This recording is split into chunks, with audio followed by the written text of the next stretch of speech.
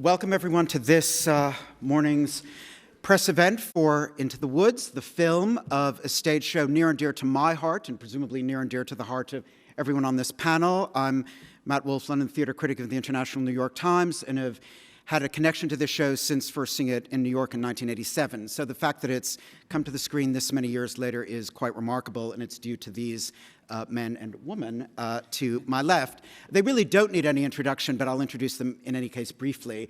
Anna Kendrick singing up a storm as Cinderella, Rob Marshall directing to a furious and remarkable Fare Thee Well, the director, James Corden, who knew he sang in addition to everything else, as the baker, and John DeLuca, producer. So thank you all for being with us. John, I guess as the producer, it begins with you, possibly. Without the money, it wouldn't happen.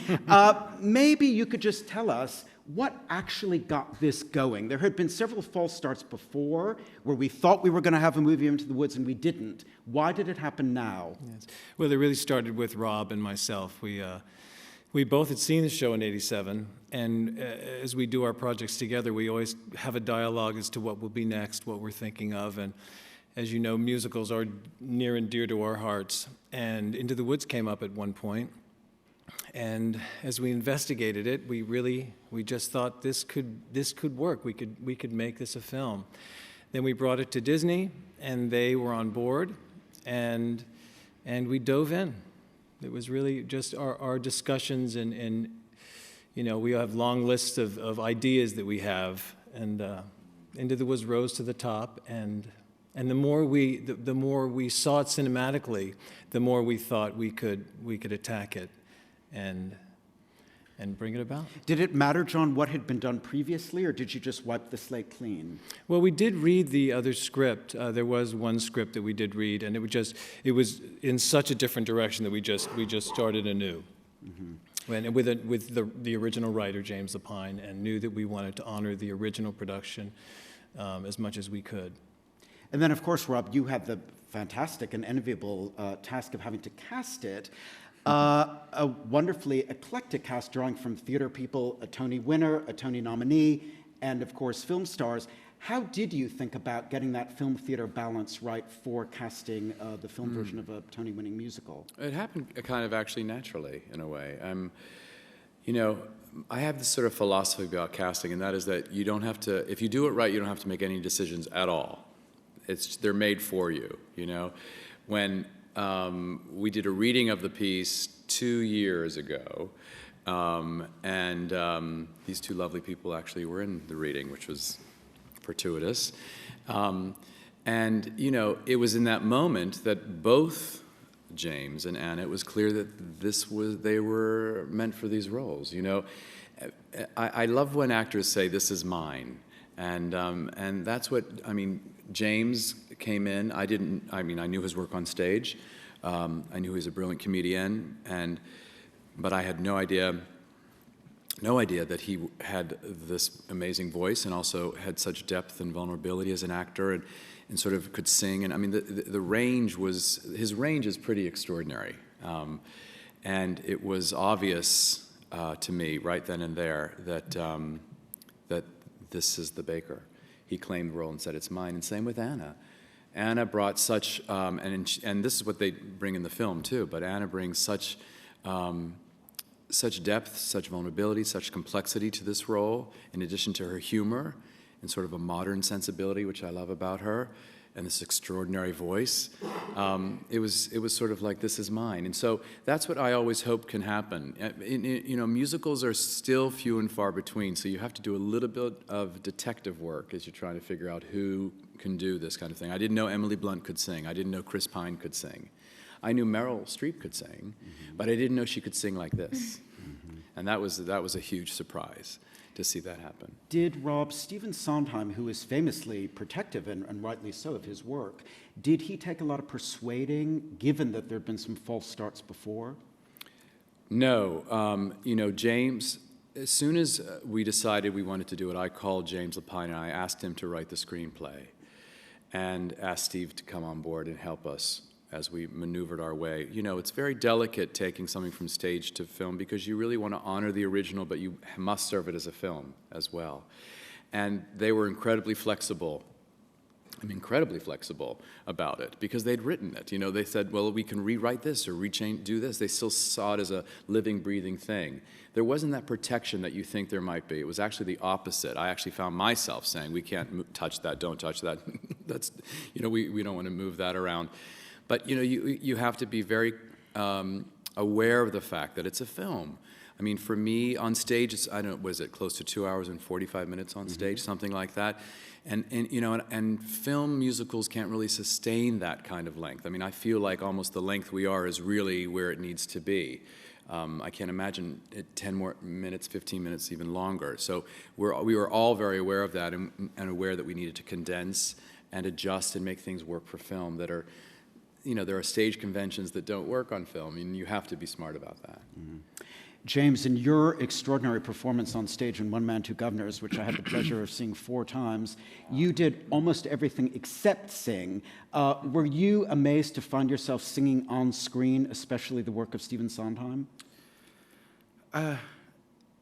In a word, yes. You know, I think it was a little easier in one sense, because when I went to audition, for Rob and John, I wasn't auditioning for a huge movie starring Meryl Streep. Like, I was auditioning for a workshop for a movie that would, if it got made, star Meryl Streep, and if it does get made, it probably won't star you. Do you know what I mean? Like, that's sort of, and so I think I felt it was a little easier in a sense, but I remember it so vividly, every step of the way, really, to making the film. I remember walking up and down on the Upper East Side, because I'd got there so early because I didn't want to be late. So I just ended up wandering around. And then I remember going in. I remember talking with Rob and John. I remember thinking, this is the nicest place I've ever been in New York. And then I remember singing.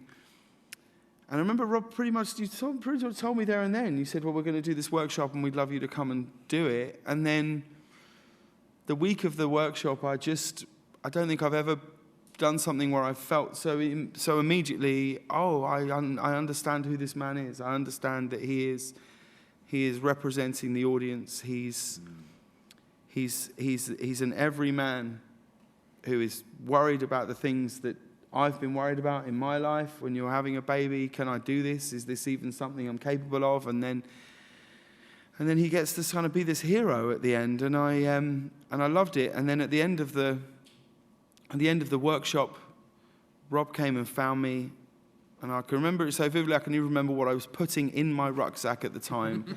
And he held my hand and he said, I promise you, if we make this film, we will not make it without you. And lots of people say things like that in this industry, and lots of them mean them, but over time it gets watered down and it dissipates, and for whatever reason it doesn't happen. And I will always be indebted to Rob for it, and be just overwhelmed by what a phenomenal experience the whole thing's been, really. Mm-hmm. And Anna, I guess as somebody who had a Tony nomination age 12, it is fair to think of you as a Broadway baby. So you were an infant when this show first premiered, but did you know the show was a sort of part of your DNA in a way? Yeah, exactly, yeah. I saw the Bernadette Peters VHS when I was about 10, I think. And I, like many people before me, thought that the first act was the end of the show. And then I remember watching the second act and being kind of upset that this was happening to these characters, because they were characters I knew and loved, and people I liked. And I remember even at the time feeling very challenged by it and sort of grateful and thinking I should watch this one again when I'm older. And now, of course, it's the bit of the piece that is the most rewarding, and that's where all the thematic resonance really lies for me, and it's really the only reason that it should even exist, is to get to the meat of that second part of the piece to see what happens when these characters are really tested. We'll throw it open to the audience after this, but I just have to ask Anna, because you get to, on the steps of the palace, you get probably my favorite rhyme in all of Sondheim, which is the stuck with a shoe in a stew and the goo, and you've learned something too, something you never knew. What is it like to actually sing that? It's so extraordinary to hear. It's funny because that is such a clever rhyme, and it's so clever that we talked about this in the recording studio, because it's almost too clever. And even While Her Withers Wither With Her is not quite as knowing and clever. And because it's so knowing, we decided to kind of play with the idea that, yes, she's singing, and we exist in a world where she doesn't know she's singing. You know, she hasn't broken into song. She isn't, in real life, she's not speaking in rhyme. But it was just so clever and cheeky that we decided that Cinderella is sort of proud of herself for coming up with that line. And that was, because she's proud of herself for thinking to leave the shoe and finding a way to avoid making this decision, and then to, throw that rhyme in on top of it. It's almost like she's kind of showing off. So there was, it was kind of a playful thing, and it was great to be able to wink at it a tiny bit. That's a wonderful answer, and it actually makes her high note at the end of the song that much more triumphant. It's like, look what I've achieved. I've done all these rhymes, and I'm on the steps of the palace. Okay, let's have some questions from the floor. Is there a roving mic, or do you just want to bellow? Yep, there you go. Hi there, Tim Chipping from Holy Moly. I've been a Sondheim obsessive for a long, long time, particularly Into the Woods. And so being an obsessive, I kind of thought there was no chance that you could make a film of this and not make a mess of it. But you've actually exceeded expectations, and I think what you've got here is a modern classic. So thank you for not ruining my favourite thing. I want to know, did any of you, and are you brave enough to admit, go into this thinking, film versions of musicals tend not to work, this will probably not work? Well, I can answer that quite succinctly. There is one reason why it isn't, and it's Rob. That's it. There is no other reason, and it will embarrass him hugely, but I don't think anybody will ever... I can't even conceive of how you take a show that is 3 hours long and, like you say, beloved by so many people passionately, and you cut an hour and you don't lose a beat of story, a beat of heart, a beat of humour, and if anything, you go, I don't even know what I've really missed. And yet, it holds, and no one else can take credit for that, except for Rob, because it felt like, even on the first day in that workshop in an empty black room in the Juilliard in New York, that here was a director who has lived with this for a very long time and could see it on a canvas from such a great height that he could see exactly how an audience are going to react to things. And I can remember Rob saying to me, no one wants to see in a film 4 ballads in a row. Like, it will hold on stage because you're watching something very different. It's a personal interaction between you and the performer, and they're actually there and they're doing it. On stage, it's depreciating returns every time we do it. And he said it's all about protecting No One Is Alone, because that's the heartbeat of the thing. And you kind of go, oh yeah, sure, cool, yeah. And then I've watched other musicals since. I've watched movie musicals in the last sort of year and a half, and I've gone, you're completely right. The first ballad in this movie musical knocked the wind out of my sails. The second one, I was like, oh yeah, it's good. The third one, I'm like, whew. The fourth one goes for nothing, and that's not because the performances aren't right. They're amazing, but so to have a director who can do it and pull it off in the way that it's so wonderful for us to hear that. That's the reason. And I don't think there's anyone else on earth could do it. I genuinely don't know if anyone else could take this text and make a film that would work in this manner. Truly. I wholeheartedly agree. Rob and I work, cheek by jowl through every process of the film, and for the last 3 years, it is a very difficult balancing act, this piece. The humor, the emotion, the depth of emotion, but yet the fairy tale aspect, the musical aspect, it's really difficult. And in terms of what James just said, Rob understood how to calibrate all those different aspects and make it a whole and make the tone work from beginning to end. And it was just breathtaking to watch him work. Yes. Go right under the table now. Thank you. A question for James. You've obviously duetted with Gary Barlow. You've made a Sondheim musical. What's next on your wish list in terms of music? Solo album? History Boys the musical, maybe? Musically, what's on my wish list? Well, I mean, almost for my own enjoyment, and when I say my own enjoyment, I mean just to record for myself, to keep in my house. I've started to think I should make a Christmas album because I love Christmas music so much. I start listening to it in October, and I started listening to the Bublé album. I'm very excited about going to see him at the O2 next week. I really love him. That I sort of have started thinking that maybe I'll just do it on my own.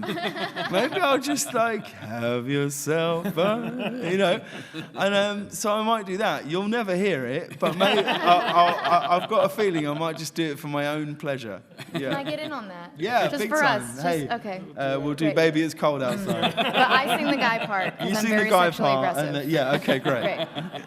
That's funny. Yes. Can I ask Anna and James, were you read fairy stories, folk tales when you were kids by your mum and dad or anything like that? Or did you read them yourself? And if so, what were your favourites? And what was the best bit in it for you? The gory bits or the nice romantic bits? I wasn't read fairy tales per se. I mean, we were read bedtime stories, but they were. I've mentioned this to a couple people, and only one person so far has known it. I don't know if it's more of an American thing, but the Berenstain Bears books, and those are sort of stories. 3 Americans go. Yeah, right. But those are sort of stories about little life lessons, and it's about sort of sharing and forgiveness. And they would particularly read me the story where Brother Bear does something mean, but Sister Bear forgives him. And I didn't like being read that story. So they would read me these stories to sort of show me, that family life is complicated and stuff. So it really wasn't an oversimplified version of things. They tried to read me books with life lessons that I didn't appreciate. I would have preferred fairy tales. I always remember finding them a little bit scary. I think that may be because at school they started with Hansel and Gretel, which I think might be the darkest story you could ever read a child, where a woman locks them in a cage and then he puts a twig through as his finger. So, I haven't read my son many, but I was having this discussion with someone earlier today, and he said, but I said, I find them a bit scary. And he said, yeah, but they always end so well. And I said, yeah, but that's I think, the best thing about what Stephen Sondheim has done with this is say these fairy tales that tell you that, I don't know if it's a particularly healthy thing to tell children that this notion of happily ever after will just exist forever, and that will be your life. And I think it's a wonderful thing in this film that in the song that I mentioned earlier, the No One Is Alone, there's a moment where they say, Anna's character and my character are talking to the young children saying, giants can be good and witches can be right, and you decide what's good and you decide what's right, which I've always sort of taken as essentially someone saying, which I think is a really positive message to say to children, to say, whatever your life is and whatever your circumstance, there's some screw-ups coming your way. You can't deny it. The screw-ups, they're coming for you. And in those moments when you feel like that, when life takes those turns, you're going to feel like you're completely on your own in the world. You're going to feel completely on your own. And you won't be. And you're not. Because no one is. And that's made me think about how I'll sort of read things to my children and the impetus that I will put on certain things. We are, though, currently reading a book called Barbar's American Adventure. When he gets to Los Angeles, we go to my son, amazing! Like that. Yes, Carly. Yep. I too thought the film was very impressive, and the main part was that it actually caught the essence of the stage musical, which I thought in advance was going to be almost impossible. James, a question to you. Does it make you fancy starring in a big West End musical? Oh, yeah. It's all I've ever wanted to do. I mean, it's all I've ever... my whole dream...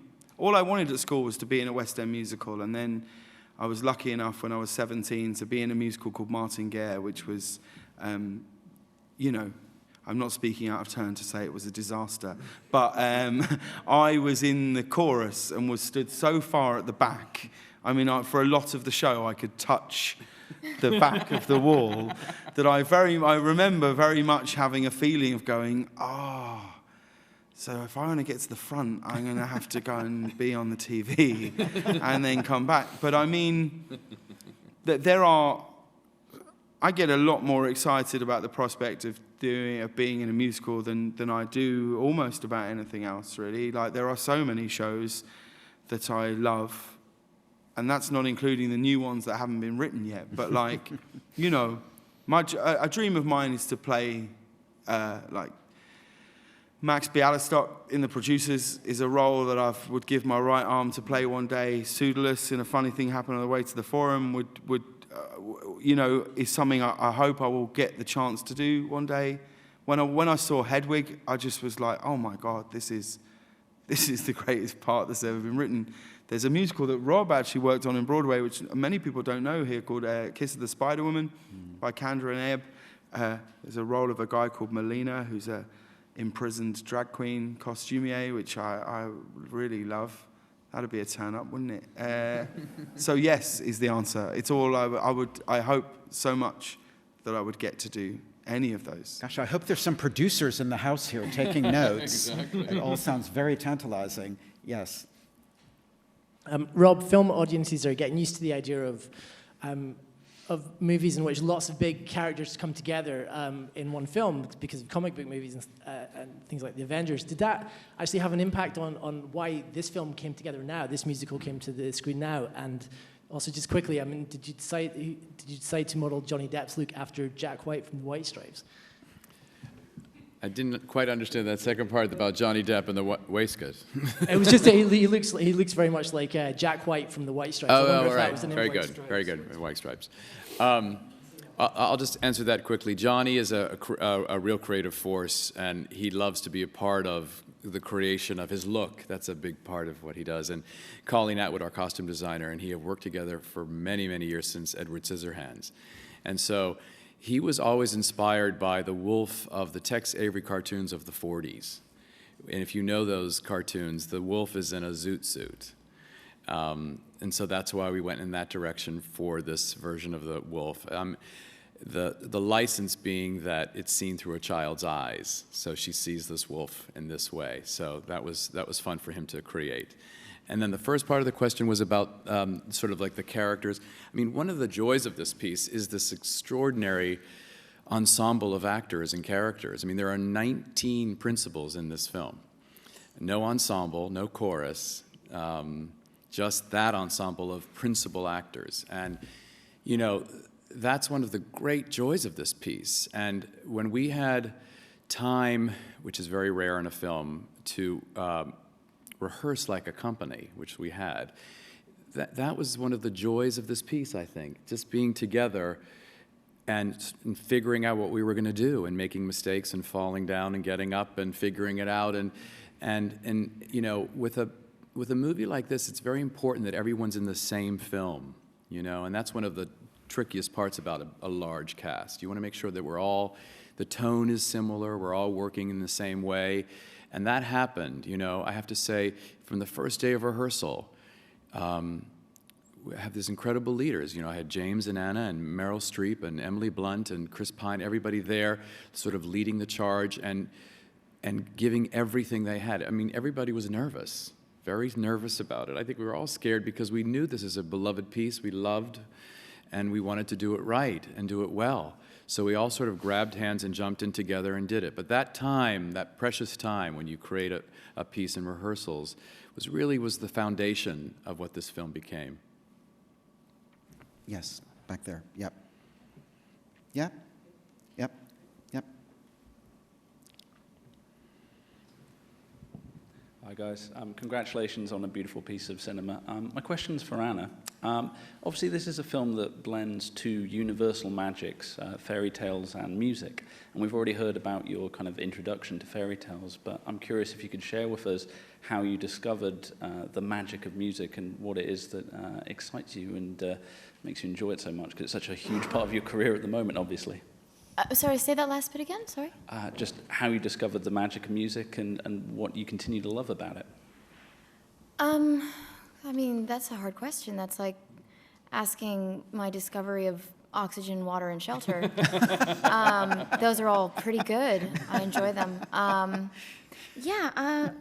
mean, my mother maintains that the first song I ever sang was Lady in Red, and I fucking hate that song, so I don't believe her. That will be on my Christmas album. Although not technically a Christmas song, red is very much a Christmas color, so. But, I mean, I think there were a number of people who reported back to my mother from school saying, Anna won't stop singing, that kind of thing. But, you know, those memories are like, I can't remember if I remember them or if I just think that I do because I've been told about them so many times. To be totally honest, I don't tell this story much because it sounds sort of fake, but I really was always kind of attached to the Little Red part because I saw the piece so young, and that's more in my vocal range, and being loud and bratty is more in my wheelhouse than being open and vulnerable. But there was some reason that I was trying to learn Steps of the Palace for fun or something years ago, and I remember that being the first time that I looked at a piece of music and thought, and really understood or began to understand the genius of Sondheim, because he writes your performance into the melody, and you have this amazing opportunity to work with someone and be elevated by this performance. There's never a part where you're going, oh God, okay, when this third chorus comes back around, like, how should I make that, you know, make sure that that has life and energy. You know, it was like I was playing with the greatest tennis partner in the world, and it made it really difficult, but it made me do my best work. So actually on the Steps of the Palace, because see, it sounds fake, it sounds like I'm kidding. It was one of the first pieces that made me understand what music can do for you emotionally. Yes. Thank you. I grew up watching a lot of Disney fairy tale adaptations, and I never really bonded with Cinderella. So this is for you, Anna, because you really made me love Cinderella now. What for you drew you to the role, and what makes her so appealing now? I mean, first of all, I'd say Sondheim is the person who drew you to this Cinderella because I'm playing a very, very different Cinderella. I'm not sure that I'd be able to achieve that if it would, you know, just the first half of the piece even. I think that seeing what we think of as a kind of two-dimensional she sort of exists as a plot device in a lot of iterations. And to see the person that she becomes when she's faced with something much greater than herself and the decisions that she makes in those moments is is much more interesting than her personal journey, because once her personal journey is done, and Sondheim does put so much neurotic energy into her that she's a lot more fun to hang out with than most Cinderellas, I think. But to see the person that she becomes in the face of great tragedy is what makes her appealing. That's a great phrase, neurotic energy, for so much of Sondheim. I love that. It's very true. We've got time for about one more question. There you go. Yes, back there. I just want to ask, John, you said that Disney came on board very quickly and easily. Yes. Which surprised me, because I didn't think I'd see the word Sondheim and Disney together any time quickly. So were you surprised by how quickly they took this project on? And also, where do you think it sits in terms of Disney's recent? I don't think I was surprised, because Rob and I had both worked with them prior on a film of Pirates of the Caribbean, and we had the greatest relationship with them. And we had a great trust with them, and they knew that we would treat this with integrity and with the respect, when a studio gives you the money, you take it and you do everything you can to make it work. In terms of, I don't know, it is an odd fit for what you think of as the old traditional Disney. But I think they were ready at this point to make that step into the 21st century with characters that were very near and dear to them. So, and they trusted Rob implicitly. So why not boldly take that step, as Walt did years and years ago with his classic now fairy tales, to make a new, journey into a new kind of unknown area where they had not gone before. So I was thrilled that they would take that. They were excited as well. So it was a nice journey for all of us.